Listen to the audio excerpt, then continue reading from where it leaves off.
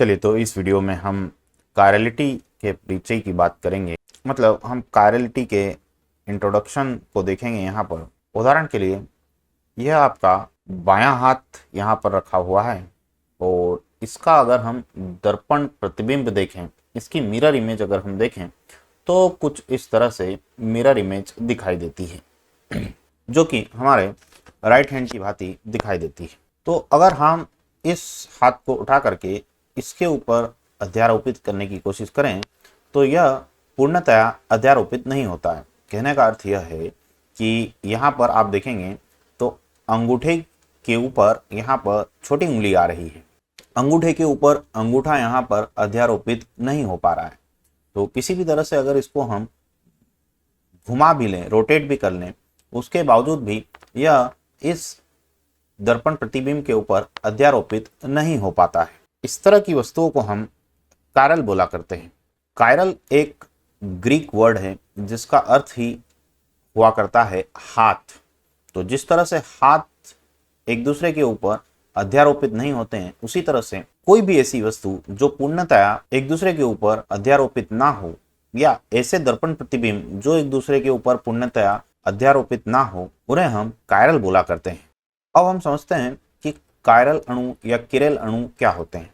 तो ऐसे अणु जिनके दर्पण प्रतिबिंब एक दूसरे पर पूर्णतया अध्यारोपित नहीं होते हैं, उनको हम कायरल अणु कहा करते हैं। और जब हम कायरल परमाणु की बात करेंगे, जिसमें सामान्यतया हम कार्बन परमाणु की बात करते हैं, ऐसा कार्बन का परमाणु जो 4 भिन्न समूहों से जुड़ा हुआ हो, उसे हम कायरल कार्बन बोला करते हैं।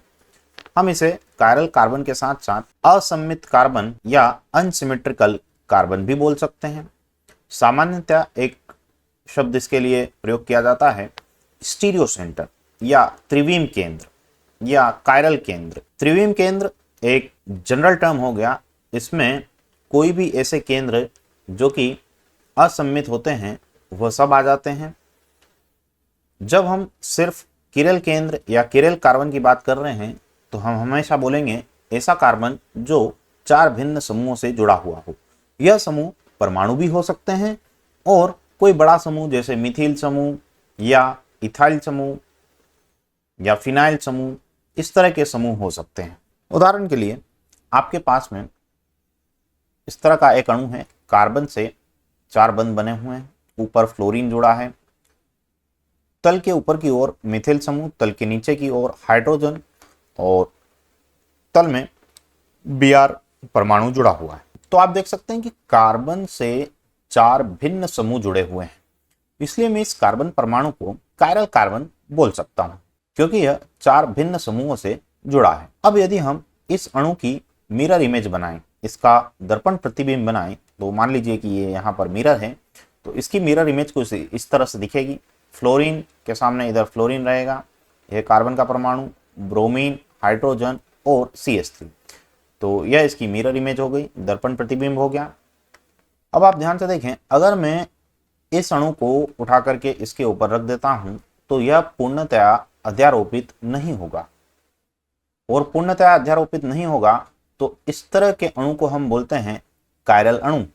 तो यह जो अणु है यह कायरल अणु हो जाएगा। अच्छा, आप अगर इसको कुछ इस तरह से रोटेट कर देते हैं, इसको घुमा देते हैं, इसको घुमा करके आप यदि यहाँ पर लेके आ गए, हमने अणु को इस तरह से घुमाया कि CH3 समूह यहाँ आ गया।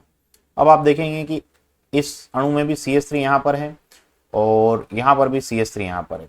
कहने का अर्थ है कि उस स्थिति में फ्लोरीन और CH3 तो एक दूसरे के ऊपर अध्यारोपित हो जाएंगे, लेकिन ऐसा करने पर हाइड्रोजन यहाँ पर आ जाएगा और ब्रोमीन यहाँ पर आ जाएगा।